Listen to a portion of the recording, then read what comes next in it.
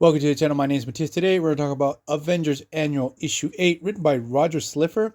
I have no idea who this guy is. It's the first time I've ever come across this writer. But we get classic art by George Perez. He always does a fantastic job with the Avengers.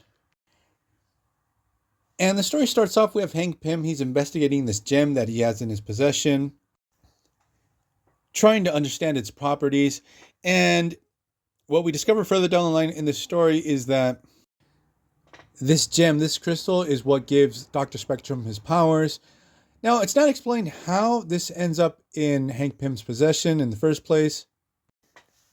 The thing is that other pressing matters call on Pym's attention. He has to go out. And what happens is the gem actually calls out to the closest weak-minded person in the area, which we discover is Wasp, Janet Van Dyne. It's pretty hilarious because further down the line, explicitly, this is established in the story that Janet is sort of like a bimbo, and that's why her mind was so easy to control. So now we have the return of Dr. Spectrum, that obviously we get a female version because it has taken over Janet Van Dyne.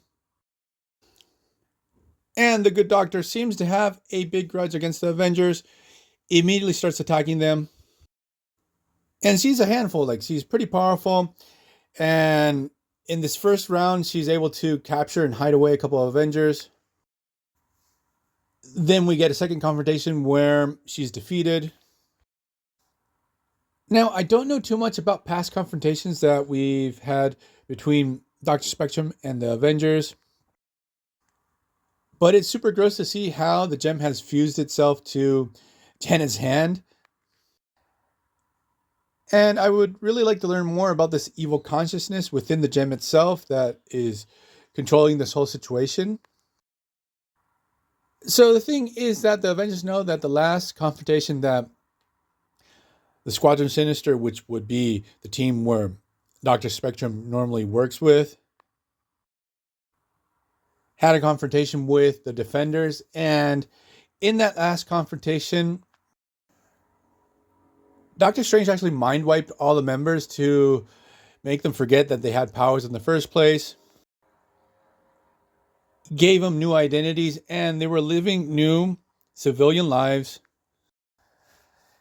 And I guess this is normal for Doctor Strange. Like, he's a character that is willing to do pretty unethical stuff because the Squadron Sinister were maybe a menace to society.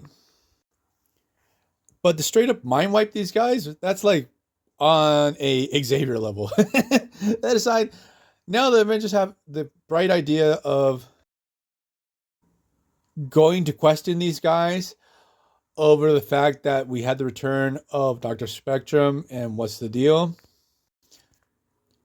So basically, when each Avenger goes and questions each of the members of the Squadron Sinister, they reawaken. We get a brief scuffle in every single case.